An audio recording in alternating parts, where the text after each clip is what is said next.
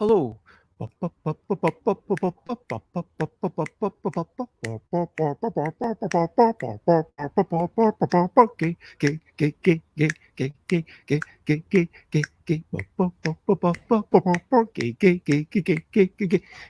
games, board games, we're talking about board games, board games, board games. That's in the name. Board games, it's what I'm talking about. Board games, board games. I'm in the garden, but I'm still not going to shout.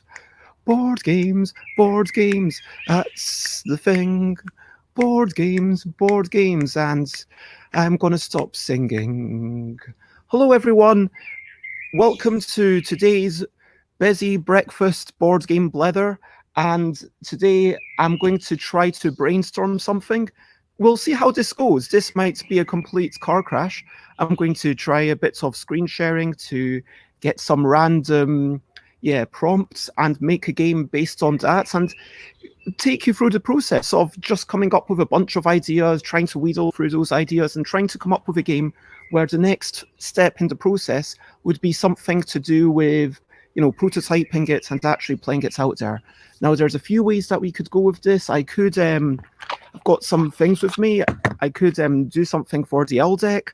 I could make something that you actually need counters and stuff to play at home.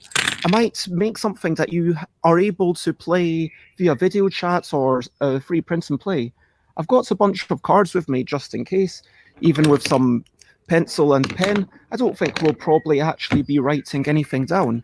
But hopefully it'll be interesting just to go through the process and see what happens. And I'm excited to see what happens, and hopefully you are as well. And hello, Michelle. It's thank you very much. And it was good to see that you did get here on time. And indeed, it is a beautiful day. Just to tilt back the screen slightly, the sun is shining through the leaves, and I am sitting here outside as I've been doing recently. And Alan's saying that Alan showed, and I watched it yesterday, and it's lovely to know that Alan's been a regular as well. So thank you everyone who's coming along and giving me all the support. Now, we have a few regular bits, which, I can't find my text bit right now, but I think what I normally do is I talk about brilliant things, let's enjoy the things that are brilliant. So this morning, as I've regularly been doing since I started this show, I had a shower, and I just want to take a moment to appreciate how lucky we are to have, if you're watching this, you probably also have a shower, to have fresh water being pumped in and then cascading down on you. And that's such amazing technology. Like the notion of clean water, is that not amazing? And then you can clean yourself and, let's just consider ourselves so lucky that we live in a world where we are able to have clean water. We don't have to go wash ourselves in a dirty lake or whatever. And then also the notion of a shower as opposed to a bath. It's just, the dirt comes off you and then it goes all the way down, as opposed to a bath where it's just kind of lingering. Now, don't get me wrong, baths are nice. You get to relax. You kind of, if you're washing your hair, you get to bits of a soak and you get to untangle it in the bath before washing it off in the shower. But showers are really where it's at for cleanliness, and also the refreshing, the water hitting your face. So let's hear it for showers. And next time you're in the shower, maybe, I don't know, if you've not been taking a shower recently because of, you're just stuck at home, that's totally okay. That's your prerogative. But maybe it will inspire you to appreciate the shower. And someone asked me a couple of days ago, why am I talking about brilliant things? Why was I talking about boxes? The point is to just appreciate the things around us. The fact that we've got pens and pencils and that we've got mobile phones, even when they're maybe not working 100%. This is amazing technology. And the fact that we've got cards, just to sometimes appreciate the things around us. Now, if you want to share any brilliant things or just something that you've been enjoying today, something that you've been enjoying in the past day, let me know. Now, yesterday, what games have I been playing? What games? Let's hear their names. Well, a lot of the games that I was playing yesterday did not have any names. because I was playtesting. I was with Tom Cauldron, Tiz Creel popped in, as did Lawrence, and Ellie Dix, and Chris Bucky, and myself. So we were all playing games together. We do that every Friday on a daytime, starting at around 11:30, and we're going to just keep going until maybe 4:30. Or if people start coming in, if it becomes a bigger thing, we could carry on until longer. Basically, every game that we play is going to be 50 minutes or less, including discussion. So that means that we play short games, we play maybe party-style games or roll and writes, or indeed short tactical games.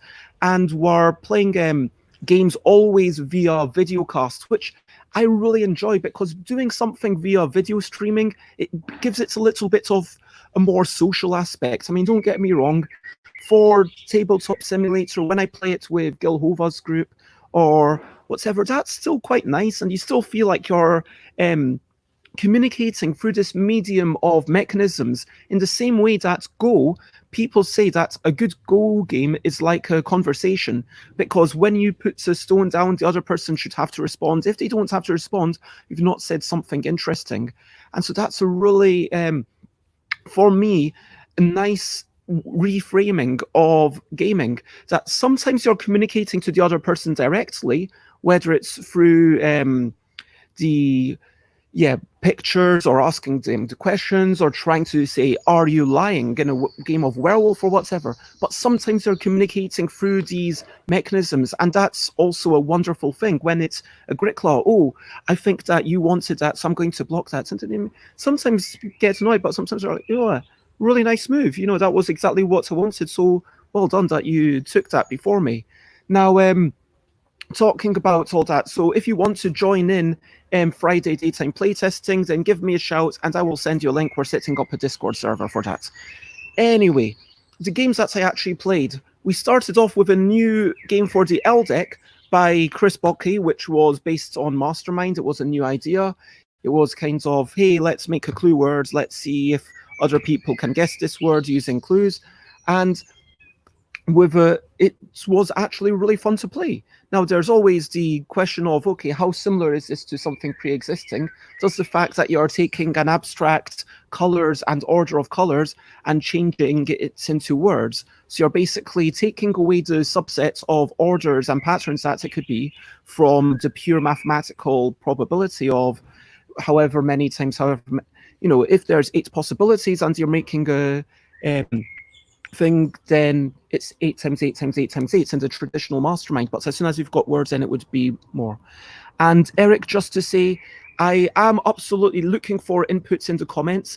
As soon as I start actually making the words, then I will be looking for encouragement, and basically again saying what kind of game should I make, whether it's for the L deck, whether it's for a video cast, whether it's for something when we get out of this, whether it's a physical game, because I do have a couple of housemates that I could potentially playtest this with.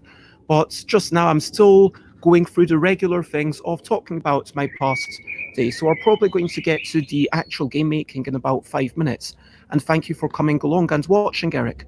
Eric's a lovely person. I think we know each other because we were both going to go to the festival, which was sadly cancelled because a lot of things were going to be cancelled this year. Let's not get bogged down in that. Anyway, so yesterday I played some wonderful games by Chris Bock, who made a new L game, Ellie Dix, who's working on some new roll and writes, which were a lot of fun to play with. And myself, I made a new L game, which I'm going to talk about, called Balanceable, where you're extending it in 2 directions, forwards and backwards, and you need to balance the length. And you need to make 2 long words, and you need to balance the length, because you score the second longest length, and you score the second longest word. So it gives it a unique sort of flavour, I like to think. And then we played another game by Ellie Dix about alien farming, sorts of using paper where you write on your own bits of paper, and a new game by me which was sort of trying to involve intentionally bad drawings. Thank you very much, Eric. I'm glad to have you with me as well. And so we are going to play, talk about now a little bit about what I'd been up to yesterday. What have you been up to recently? What have you been up to recently? What have you been up to recently? So, if you are watching along, if there's anything that you want to share, any highlights, any enjoyable things that you think other people might be able to share your joy, then please let me know. And personally, what I've been up to is I've been in the garden a bit more than usual. I was sitting here while playtesting. It's lovely weather down here. The birds are singing, and I'm feeling that tiny bit more connected with nature. Other than playtesting and doing the live stream, of course, which took me until like 5:30, then I did watch a bit more of the Board Game Designers film Extras. Now, this is a DVD by Zoom Media and Board Game Geek, and I know I mentioned it before, but I've been watching more of the extras where Matt Leacock talks about how exactly they work on things, and some amazing designers that I have massive respect for. Rob Davio, who made Pandemic Legacy, Mike Selinker, and then in another frame, there's someone saying, oh man, Mike Selinker kind of stole my credits. It's not like Mike Selinker stole the credits, it's anyway, it was basically someone saying, yeah, we worked on this project, but because of politics, because Mike Selinker's name would sell more copies, it was Mike Selinker's name on the box, and we didn't get our name on the box. And that's an interesting thing. And I was listening to, I did have a long walk yesterday. When I say a long walk, I mean more like a 30-40 minutes walk, which for me was a decent, I got myself a bit tough and puffing. And also I did do a proper workout in the living room where I've got these 10-minute videos where it's really intense. Like halfway through, I get out of breath, I'm sweating, I feel like I'm really doing something, and then I've got the hula hoop going round, and then I've already been sweating for 5 minutes, and then the hula hoop is like a cool down where I get the hula hoop spinning this way and in that way, and I do 144 like rotating my bodies this way and that way and that way and that way, and I'm happy to be kind of trying to stay in shape. I did have like only one meal yesterday, but I had like a giant meal, which seems to be not the healthiest way to go. I had like 3 fried eggs and a giant bowl like this big of spinach and mushrooms and all sorts of things, mostly frozen, I've got to admit. But that was my highlights of yesterday, and I'm just enjoying the sunset. I'm enjoying getting up a little bit early, and so that is what we are able to still enjoy things, which is wonderful. Now, that all said, I imagine that a few of you are here because you want to see a game being made.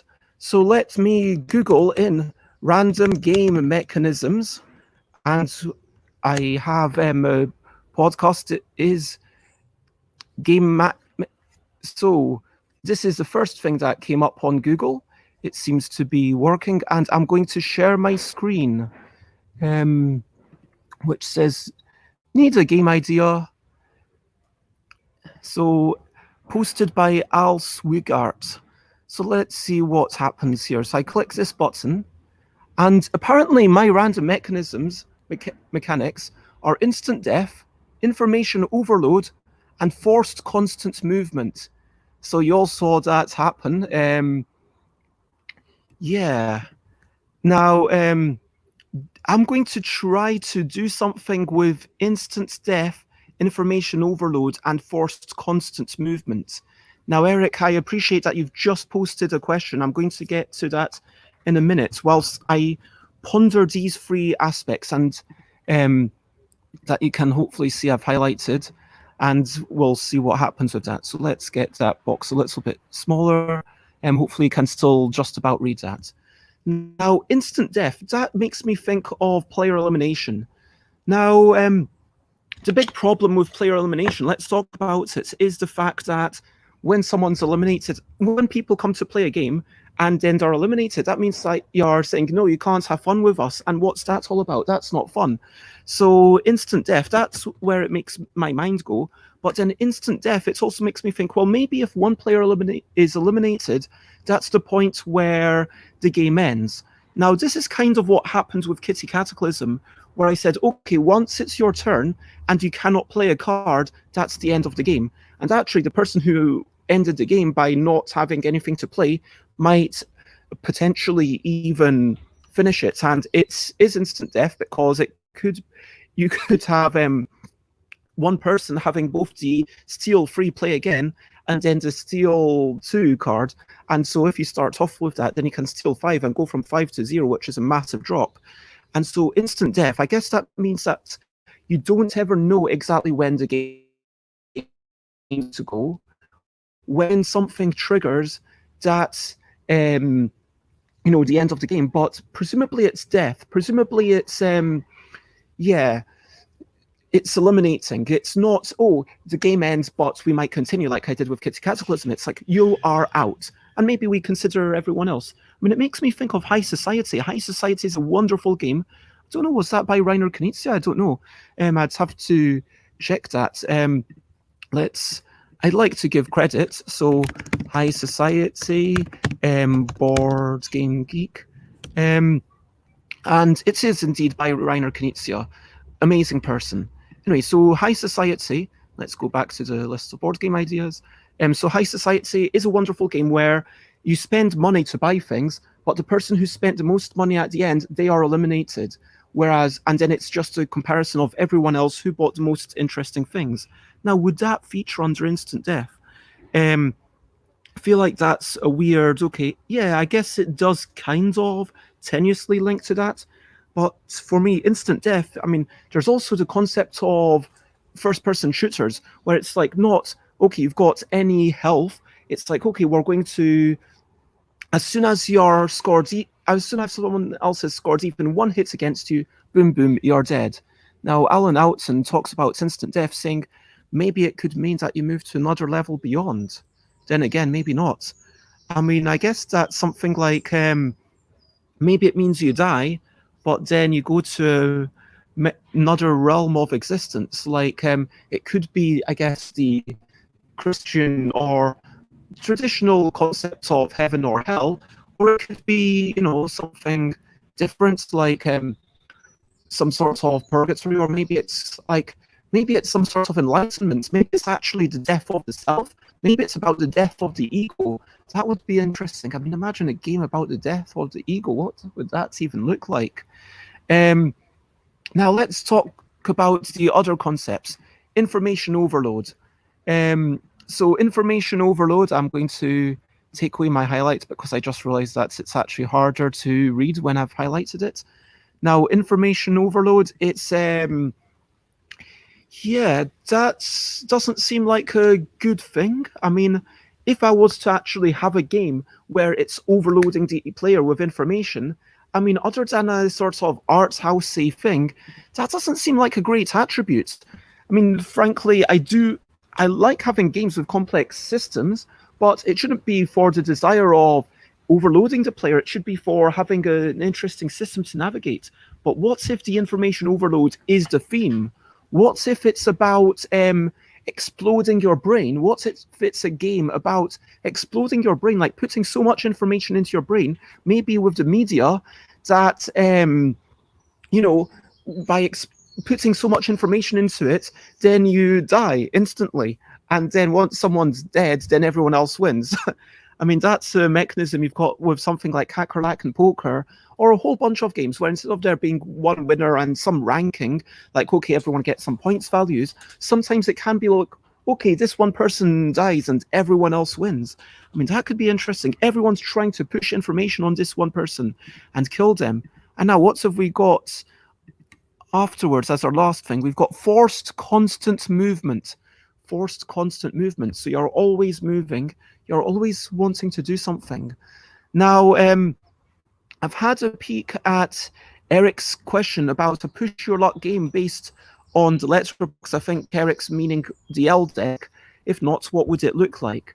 And without slightly skimming over this, I mean, it could definitely be that you're using the L deck in order to make words, like in order to make information to kill someone, but you always have to be putting down letters, and everyone always has to be putting down letters, and you're putting down letters maybe on other people's stuff. And Eric says information overload together with time limits can work as a fun source. Time limits. I mean, I guess you're talking about real time limits. So, so forced constant movements. Let's analyze these three constraints, and then I'll kind of try to mix them into something, and we'll see what we get. So forced constant movement. Now, the obvious way is something like I'm trying.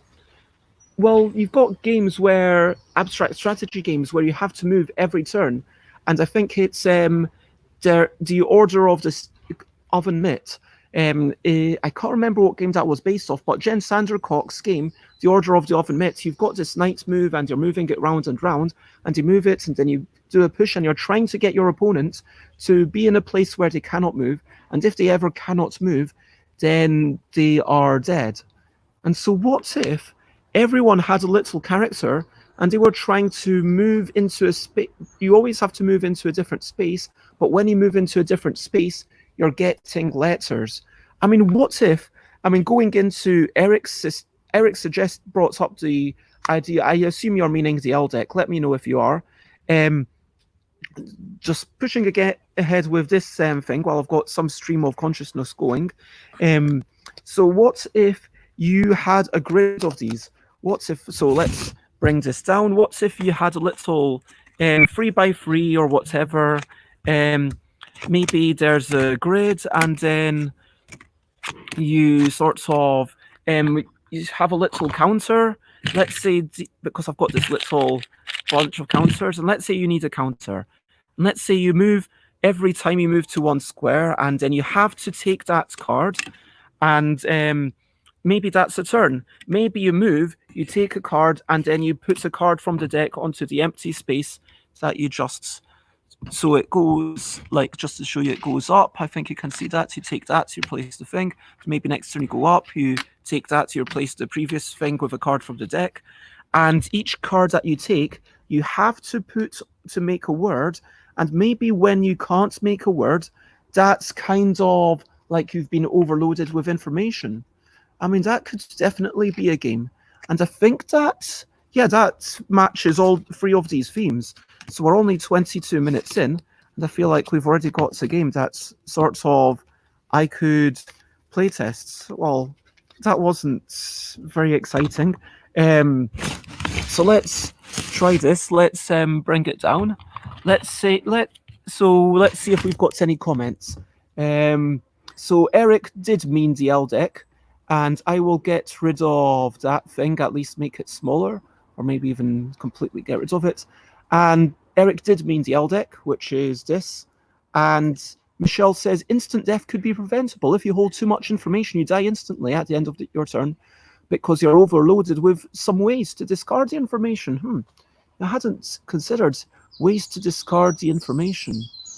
What if you're able to, maybe when you get above 7, you instantly die? And yeah, let's try a game Solitaire, and then we'll see how it works. So I think you can see this. This is ND. So now we're playtesting the game. ND, TLEY.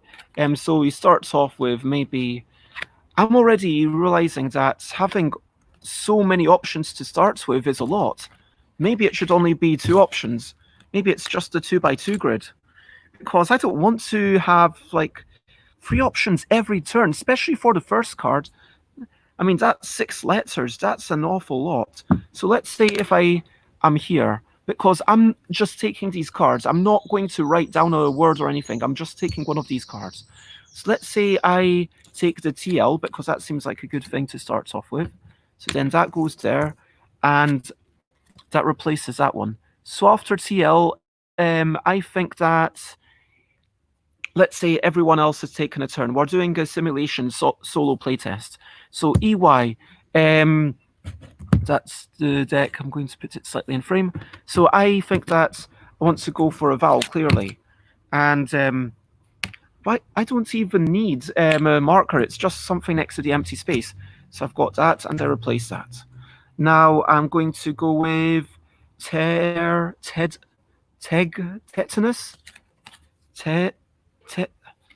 I mean, should I be able to discard parts of words? So that goes there, and now I'm tetting. So this is a word.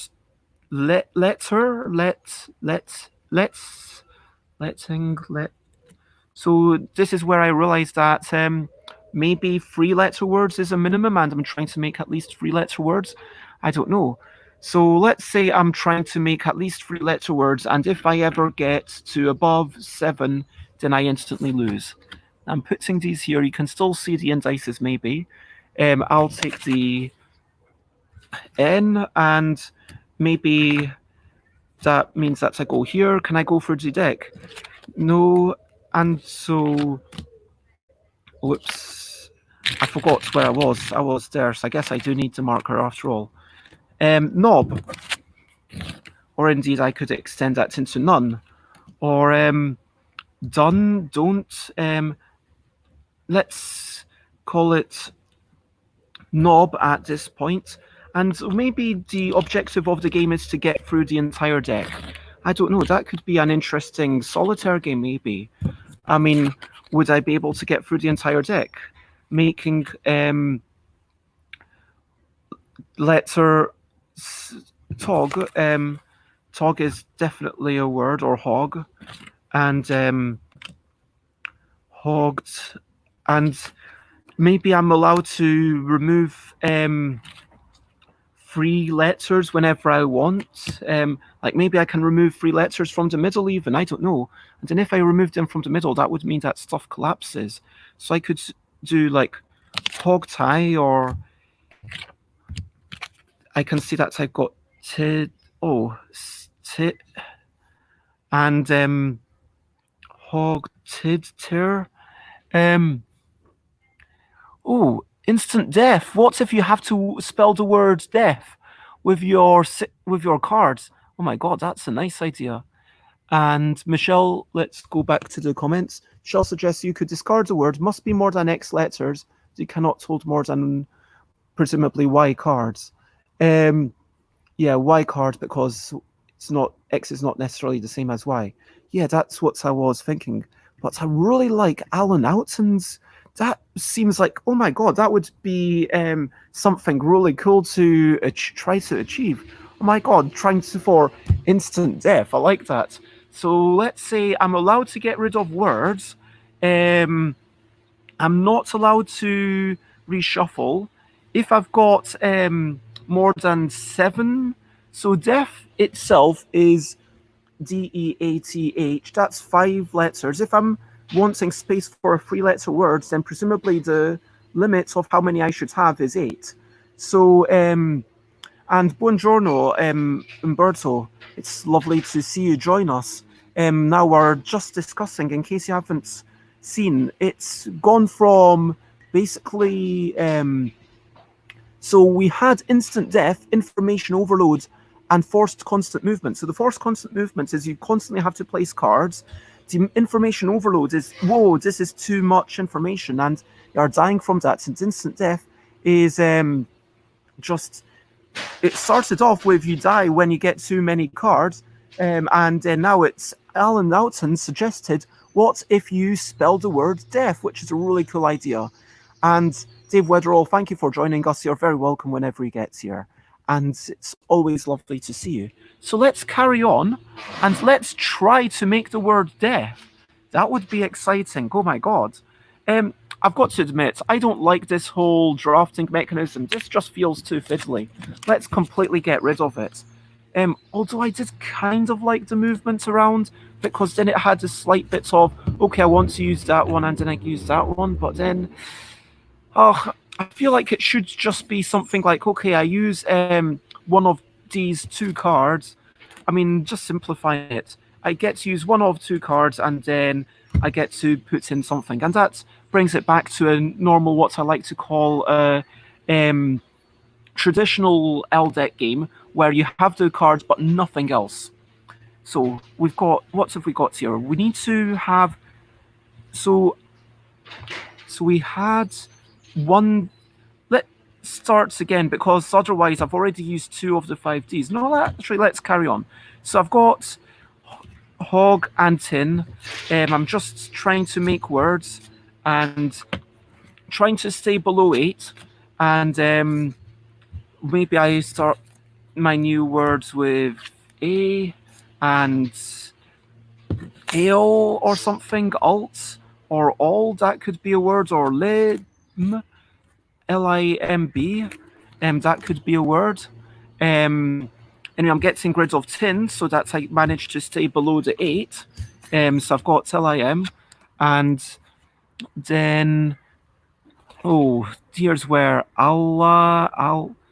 this is where it's going to get hard. Lava. Oh, I could make lava. Actually, this is quite nice because it allows me to look a little bit ahead and say, okay, I can make lava at least. So I'm going to make lava and get rid of that. I'm just waiting for the D to pop up, which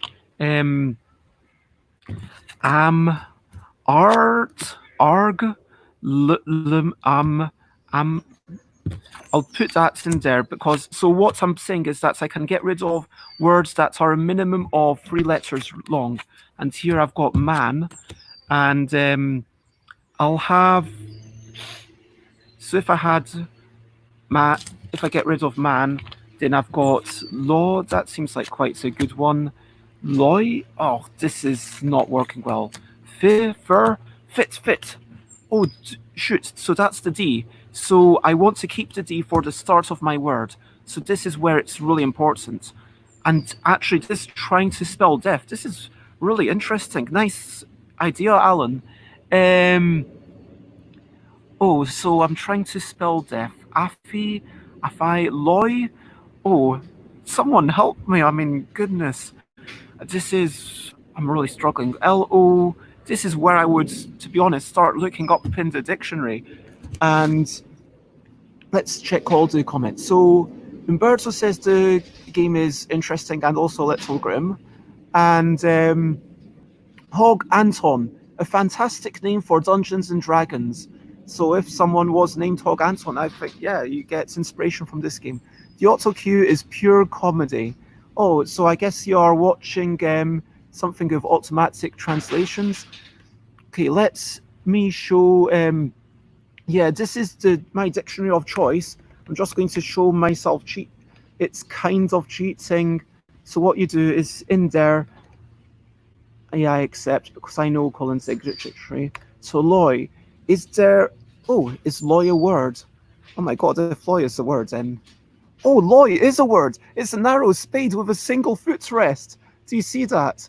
Oh my god, I just want to show that. Loy is a word. A narrow spade with a single footrest, and so are all learning words together. Awesome. So that means that I can make the word, going back to the game, loy, I scored that, and then I get to put the D at the start, and some 1/5 of the way towards getting deaf. Now all I've got to get is the EATH, and try to stop other words coming in between. So sin, SI or BI, BIN, sir. I could totally make sir.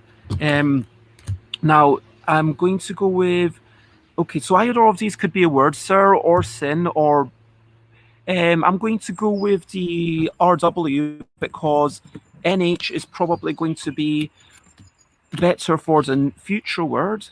I will get rid of sir, so keep the E at the start. Oh, I don't like these, but CH is a good start of a letter. Oh, well, CH, E could be good, but I want to keep the E for the death. Oh, no. Oh, my goodness, this is a tricky situation. Chair, I've got to have a vowel. I've got to have the vowel. Chair, ched. Is chair a word? Is chair share? Oh, share. I'm allowing myself French words. Share, like darling. So share and okay. So let's get rid of that consonant.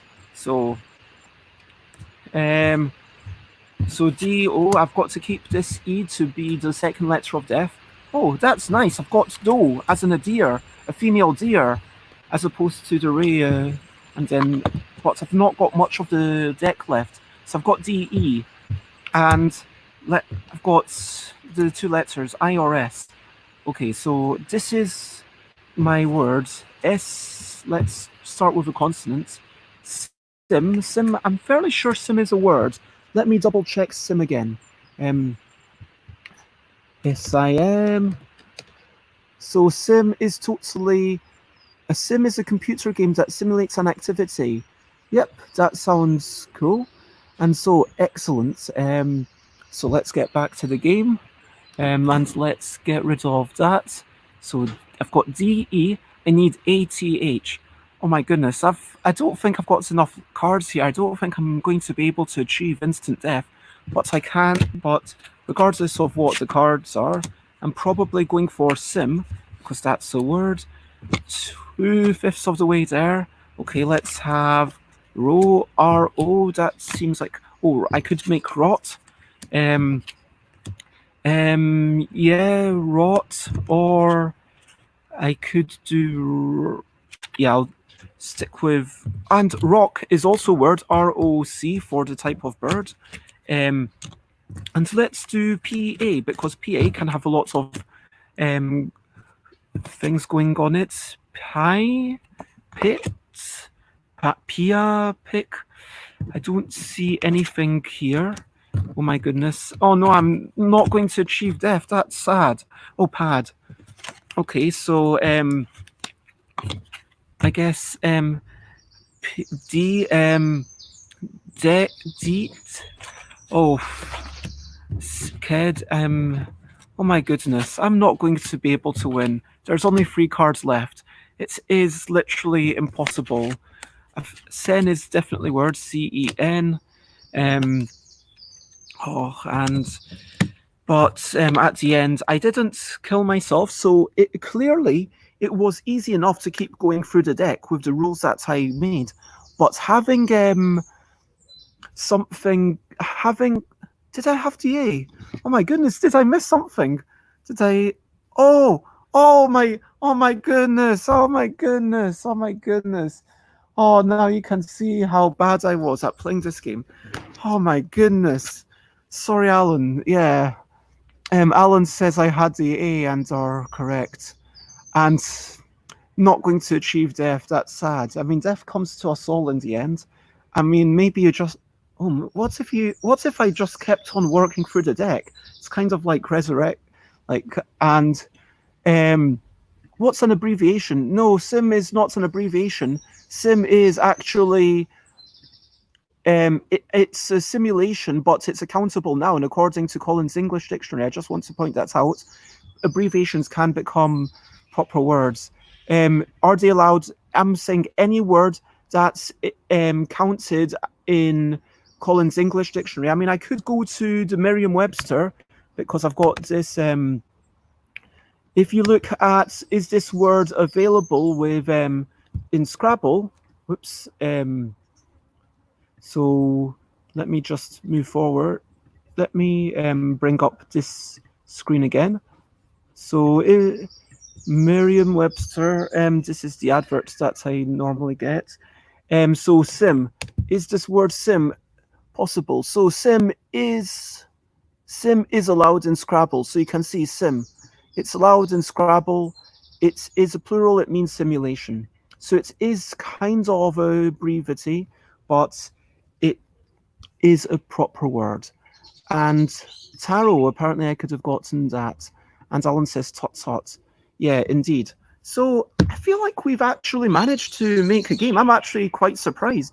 I'm going to play this again, and you can either watch me as I play it again, and then we see what changes we should make. And after I've played it one more time, then at that point, it's probably a case of, it does occur to me, let's ponder this game for a moment. So, in theory, so this deck, let's see if I've got the cards list here. So this is the full cards list from the deck. Now we've got 5 Ds. Let's look by bottom letter. One of the Ds has a T on it. E, A, and T are all kinds of separate. None of them cross over. And there's 5 cards with an H, and one of the H's has a T on it. So actually it kind of works out, but that does mean that you've only got kind of 3 T's. And you might have to save the T's. It does make me think, what if you had a little bit more luck mitigation? What if you had 3 cards? And Eric, thank you for joining us. It's doing this every morning at 10 a.m. Not always a brainstorm. Tomorrow, just so you know, I'm going to give a Blether about to review. So, yeah. Anyway, so let's think about what if I had a little bit more luck mitigation, because I think I could see myself thinking, okay, I need to keep that H, because maybe all the H's come out at the start of the game, and then you've got all the things at the end, and maybe all the 5Ds come at the end, which would be very unlikely. But let's say the worst case possible scenario. I want it to be possible, even if insanely difficult. I mean, should a game with random chance, should a cooperative game, should a solitaire game, I mean, which seems to be what this is becoming, should this always be possible? I mean, it's possible that you play Pandemic, and it is literally impossible. Is that... I mean, I like the idea of things always having, okay, if only I did that and that, then I could have survived. So if there's like a situation 1 in a million where, or 1 in a billion where, you know, it's going to be literally impossible, then who cares? Even if it's 1 in a million, or even if it's 1 in a, like theoretically 1 in 1,000, it depends what kinds of odds there are, and it's all how much work do you need to make that. How worse does that make the game? Because I'm thinking, how many, what if death could have some letters out of order? What if you could rearrange some of the letters in your cards? No, that kind of, I feel like it ties well with the constant movement. But if we had 5 cards at the end, that's all the Ds. Now, all the H's come right at the start. You've got to keep an H in your score thing here right until the end. So that means that you've got Z minus 1, where Z is the amount of sorts of cards that you're able to have in your marketplace. Now, if you've got to have that, that means that, let's say, it goes in the worst possible order. So these are the Ds. These are the Ds. These are the D, E, A, T, H. So if it was the worst possible thing, then in theory, that would mean that you have to have a marketplace of 5. Or, yeah, it would, because only then can you have the 5 words, because I think only a marketplace for 5. So Umberto asks, but Alan, death is something you do not want. No, that's really easy. I managed to achieve that. Not achieving death is really easy. I mean, not in the real world, obviously. I mean, in the real world, death comes to us all. But what if... and, I mean, actually attaining death, maybe it's about the death of the ego. Let's not say that it's the death of the physical body or the death of the spiritual self necessarily. I mean, by the way, this really reminds me of something that I've watched recently, Midnight Gospel. Has anyone seen Midnight Gospel? It's absolutely 18 rated. It talks about sex, life, drugs, death. It's really philosophical. It's got an amazing juxtaposition of serious kind of low-key conversations with crazy animation. And anyway, Umberto says, yes, they've seen it and it is phenomenal. And interdimensional podcast. And Alan says, what if you're cheating death? Dave says, I can imagine a cooperative version of this where several players work together to create words from turning cards from their own mini decks. So maybe if each person has like 2 cards or something, maybe if each person has their own... I mean, we could play a multi-handed version of this. And going back, not wanting death would make it too straightforward. I agree, Michelle. You need something to aim for. Avoiding something just seems easy. Alan Outson, cheating death. How can you cheat death? I mean, I'm not sure what you mean. Any expansion on that? I'm going to go with what Umberto suggested, and we'll see how the lag works. But I am going to have a marketplace of 5 cards, because that is the minimum. that is the requirement if I want to make it always literally possible, even if things work in the absolute worst way. Now, the question is, will this make the game ridiculously easy or not? So I take the D, clearly, because I want D at the end. I'm going to keep A and a T there. Now let's start with another T, because, and G is also a good one. Tin, well, I could have tin, and I see that word straight away. Tin, and I get rid of tin, and now I can make E and A. So I'm going to go for the E, and yeah, and I'll get the AJ because J is not a great card, and that means that I've won. Yeah, that game was insanely easy. That game was that's the minimum number of cards because I needed 5 cards to make it possible that I'm always going to win. Now let's think about probabilities. Let's think about the probability of it being the last card of the death. Oh, so Alan says if you turn over a D and not use it instantly, it goes into the death pile.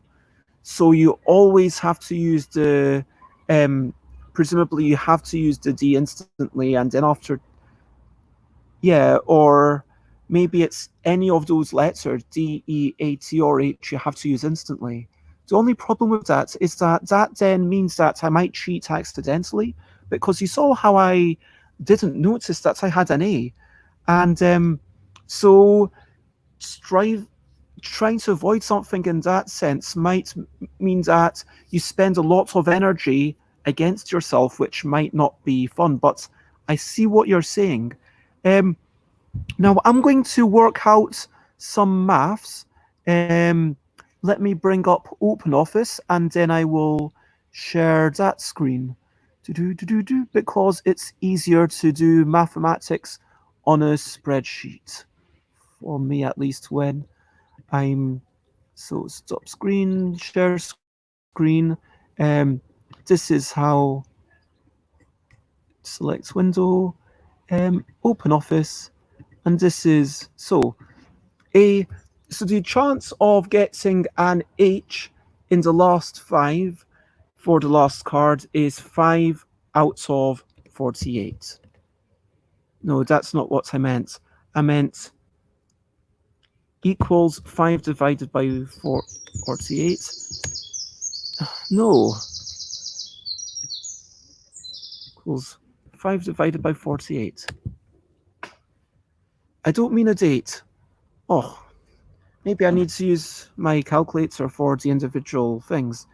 Okay, 5 divided by 48 is apparently 0.1. 104, and then for the one before that it would be 4 out of 47, which is apparently 0.08 0.0851, and then the next one would be 3 out of 46 equals 0.0652. Working out the maths, and this is what we've come down to. 2 out of 45. So the chance of getting that would be 0.04. And then there's 1 out of 44 cards would be 0.0227. Now, if I multiply those numbers together, then that should tell me the things. So if this equals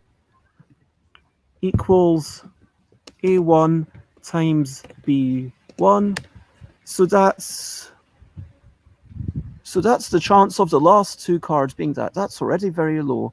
And I think I'm doing this maths correctly. Equals B2 times C1. And I think I can now just keep copy pasting this. C2 times D1. And so this, I can't even work. That's like, the chance of that is one. What says that? I don't even, one in what?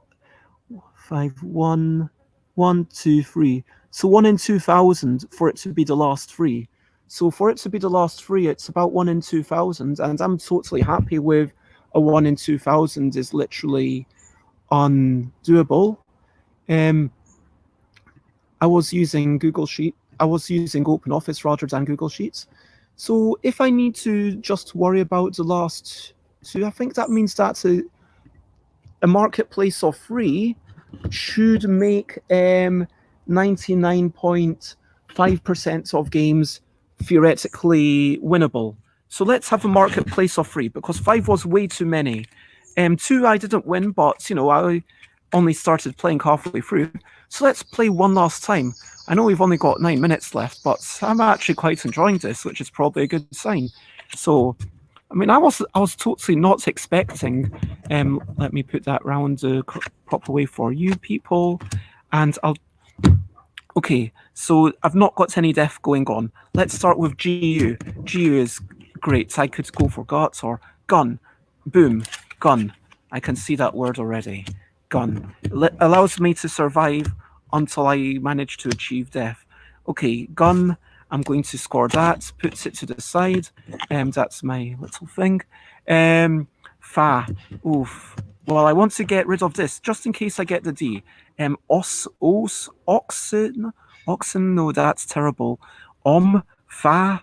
I will go for fat, even though it takes away the A and the T. Although that feels really bad, but there are more potential A's going on. Fab, brilliant, or far, or I think FAR.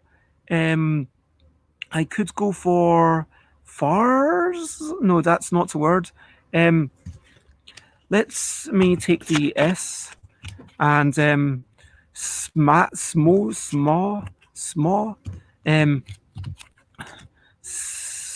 Oh my goodness, I'm going to have to take away some other letter, and maybe for my own. I want to probably keep track of the fact that there's one A that's gone out of the game, just to keep track of what's gone out. Oh, I will take the A, even though I don't want to. Mar.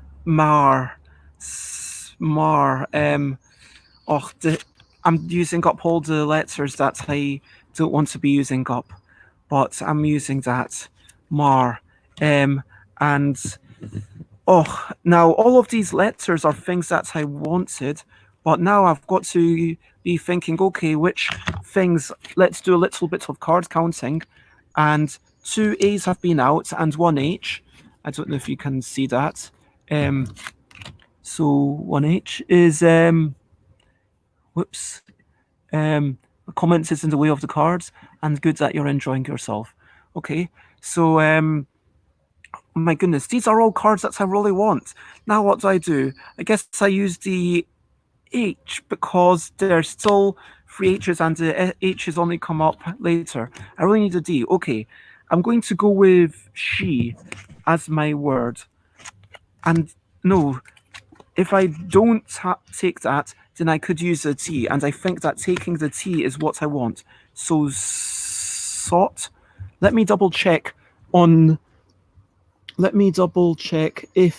thingy is a word. Sot. So sot. SOT. Sot. Yep. A habitual drunkard. I thought sot was a word. Okay. So back to the game. I'm going to take T. Sot, which means that now I'm going to get D and an E, which is, I feel like it's quite an achievement. Oh, so I get to choose which E. I'm going to definitely take the K because K is a bit harder to use. Boom. And now all the E's come up at once. Now I can start planning it a little bit of ahead. I think that I want to keep this H because I've got this H. Oh my goodness, I should remember that I've got 2 H's out of the game, and I've got 1 T out of the game. I'm totally going to win this. We can do this. Okay, so I take the pet, PE. That could work, like pet or per. Per, yeah. Per is definitely a word. And if anyone, peck. Oh, I'm sure that peck is a word as well, although I could go with the R because it's nice having a vowel. So I'm going with per. I'm just going to double check per. I'm not going to share the screen again. PER. Yep, that is indeed a word and not an abbreviation. So I get rid of per. Boom. Okay, we are going to achieve death. Sorry, that goes there. So I could have DO. That seems like a good thing to plan for. I think DI actually might be better than DO. Dib, yeah, like dibs. I'm fairly sure that's a word. Dibs, I want to double check if it's only dibs or if it's DIB. DIB, dib, yep. To fish by letting the bait bob lightly in the water. So you might be a dibbing and a dabbing. So apparently dib is a word. Now, come on, get me an I. So we need to keep this oi. I I'm going to start with im. This. I don't like either of these. O or I at a starting point, or Q. Certainly, if I've got to have a 3-letter minimum. In I could get an N after this. Oh no, I can't. Bob. I could go Bob, and then I'm back to the. Okay, so I've got Bob, and BOB, which means that now I could go for QU, and Queg, or Ion. Oh damn. I need to get that death. I need to achieve death. Oh my goodness. Let's see. QOI. I'm really. Oh, yuck. Care. Oh. I think I might. Unless I take the H, because I've still got in 1, 2, 3. I've still got 2 H's, and H is the last word. So why the hell am I worried about the H? What am I doing?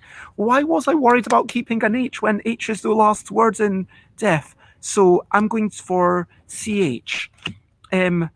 Cha, chu, cha, cha, chet, cha. This is CHU. Chud. Is chud a word? I doubt it, but just in case, let me look up on the scribble thing. CHUT, come on, chut. No, chut is not the word. Oh man. Oh, of course, hut is a word. Hut is a word. Oh, but I don't want to get rid of the T, but I could make hue, HUE. 1, 2, 3, 4, 5, 6, 7, 8. So I've got to keep getting rid of that. So I've got to bear in mind that there's 3 H's that have gone, and I don't care about the E's or the D's anymore. And so remember, I don't care about the E's or the D's anymore. Crackry, cure, OIR, occur, OCRE, no, I'm not going to. Oh my goodness, this is really, really hard. Cray, cra, oh, crus, crus, crat, crad. Oh, I cannot see any words.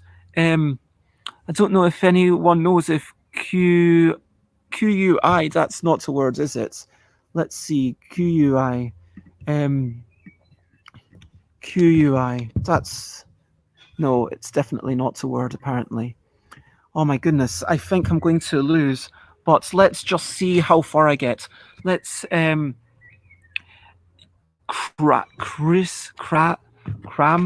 Let's go for something that might make a word. Crow, crad, crat, crass. 1, 2, 3, 4, 5, 6, 7, 8. And we kind of decided that 8 was the maximum. And so that means that, yeah, unless I had something to kind of get rid of it straight away, that's it. Oh, well, I mean, it seems like we actually managed to make a game. I'm actually really surprised. I might end up playing that again someday. I might, yeah, try it again. Maybe try it with 4 cards because 3 was really, really hard. I only got to D, E, and I couldn't even get to A. So I, again, was, and I lost halfway through. But I reckon 4 cards, it might be too easy. Maybe it should be really hard. Maybe it should be 3 cards. I don't know. This is in a way why it's nice having the L deck, because the nice thing about the L deck is that I don't need to spend time on prototyping. I'm just kind of playing something and then like, oh, I've got this idea, and then I start playing it, because the whole point of the L deck is oh oh my goodness. Alan Outson says I could have made the words quit. Oh, damn. Did I actually have quit on my screen? Did I actually have quit all in a row? I will have to look back at the recording and see if I did. Oh my goodness. Oh, well, that just goes to show that clearly if 2 of us were looking at each other, maybe if 2 of us were working together, then we could have done it with 3. Maybe 4 is easy mode and 3 is hard mode. I don't know. Yeah, Michelle is correct. The number in the bottom corners tells you how many of the lower letter there is in the deck. And so there is 6 of each of the top cards, top letters. So there are 6 S's, 6 N's, 6 N's, 6 O's, but then 6 R's. But there's 4 B's, 2 F's, 1 Z, 3 U's, and 3 G's.